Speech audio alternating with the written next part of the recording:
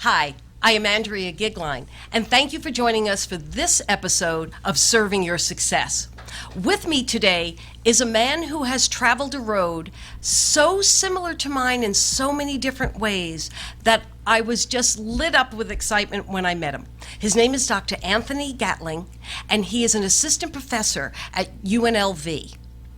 He is going to talk to us today about transitions, not only from a corporate life to an academic life, but the path throughout your life and how that leads to your success, and how spirituality and knowing what enlivens your spirit plays a part in all of this.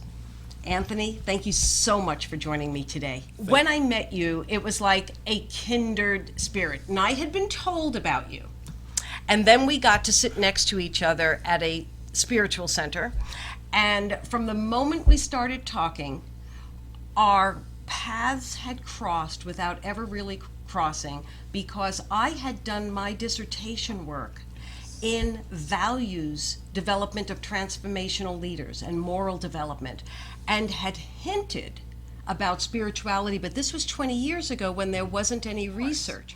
Spirituality and what aspect or what it means to you, or when you first started to realize that meaning and your spiritual development was as critical as your work development. Can you think of when it started showing up?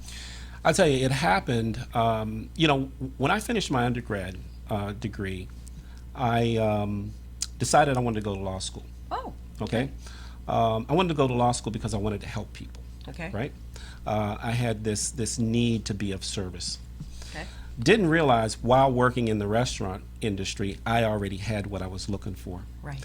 And so I think that at that moment I realized that what we do in hospitality is actually spiritual, whether it's attending to the details of people's wants and needs, right, or nourishing and delighting people. It's all spiritual in my view.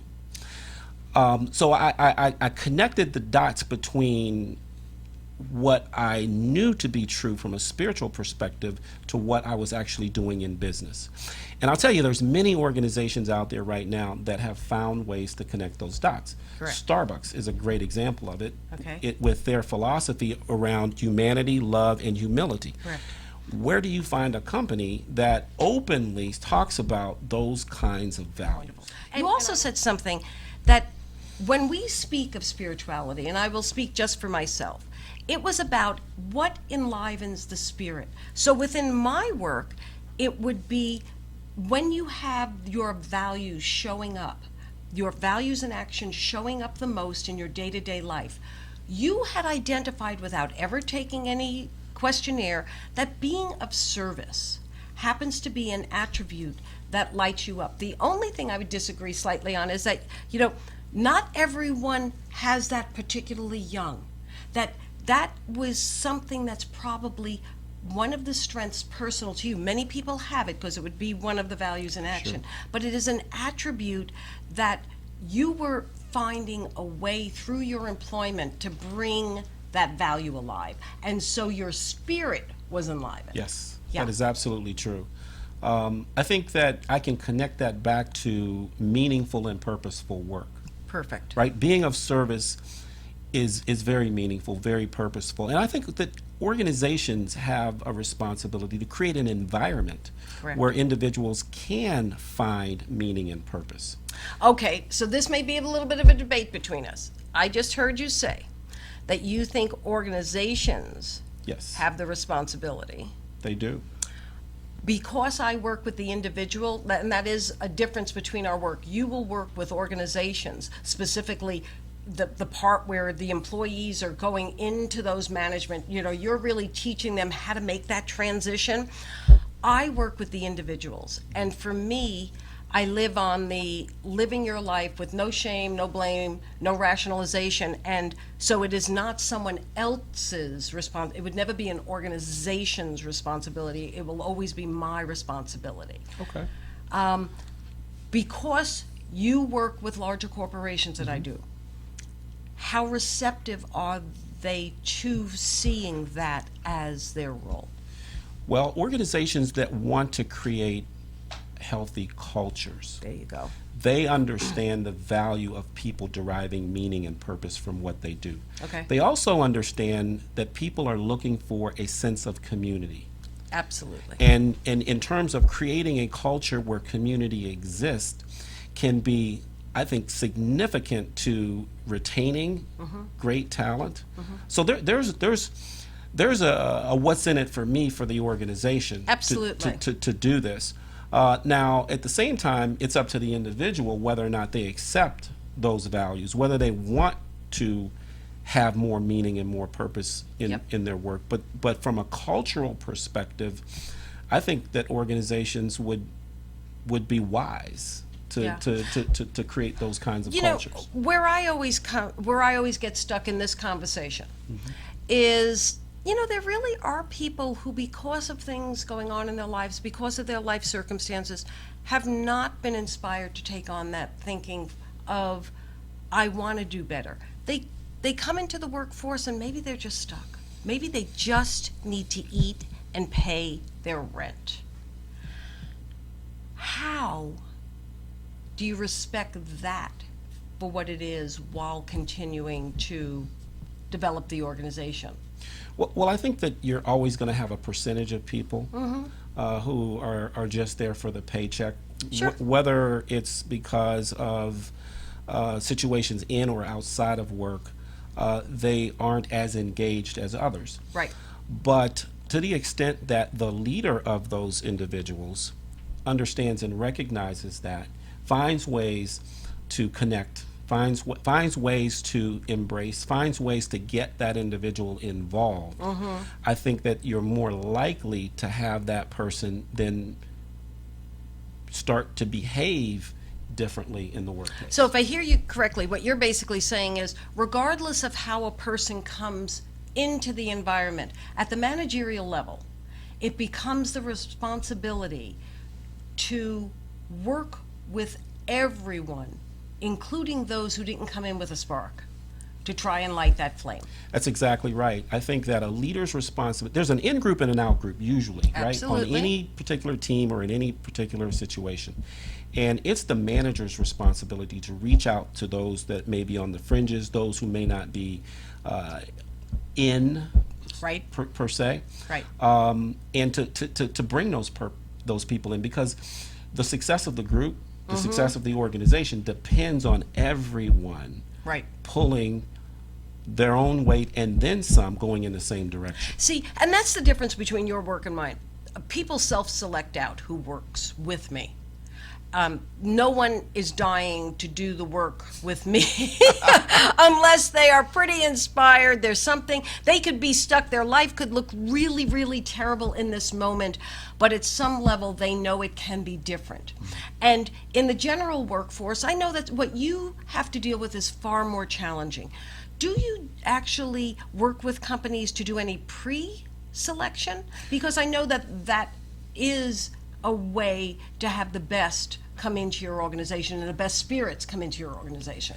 Yes, I have worked with several organizations, a few of them here in Las Vegas. Did some work with Starbucks as well. But the objective in a selection process, is to hire individuals who perform at a high level and who stay with the organization. Right. So the predictability of the selection process should be related, or strongly related, to performance Right. and retention. Right. So when you have a well-defined selection process, it usually starts with some assessment of characteristics, personality, Correct. behavior, Yep. and in some jobs, abilities, whether Sure. it be numeric, verbal reasoning abilities or logical reasoning abilities. You want to get that on the front end. Now, there's some organizations that will discontinue people. They'll use these psychometric assessments as a cutoff. Like I said before, I don't believe that organizations should use personality as a cutoff Okay. Absolutely. It should be a part of the process and one of the tools that Correct. is included in the selection criteria. Like I've used the DISC behavioral profile, but it is a piece of information. That's what Piece it of is. information. So, but different organizations weight that piece of information Correct. differently. I think that selection is so important to organizational success. Sure. I think it's important to individual success because Absolutely. I always say it's criminal to put someone in a job that they are not prepared for. Absolutely. I think that anytime you have a great employee and you want to make that person a manager, you should be sure that this person has been prepared, that they have the innate qualities necessary to be successful at the manager role. Was when And- you spend the time, whether that organization is a corporation or whether that organization is your community or your own home, and truly guide people to Yes. their greatness, the overall benefit just continues to flow. No question about it. I just recently did a online coaching course for Okay. the UNLV Plus Center. Okay. And one of the things that I did within the context of this course was to differentiate performance-based coaching from developmental coaching. Right. And I'm a developmental coach. But within the context of an organizational workspace, these two types of coaching could look similar. It is necessary for a manager to be a performance-based coach because Okay.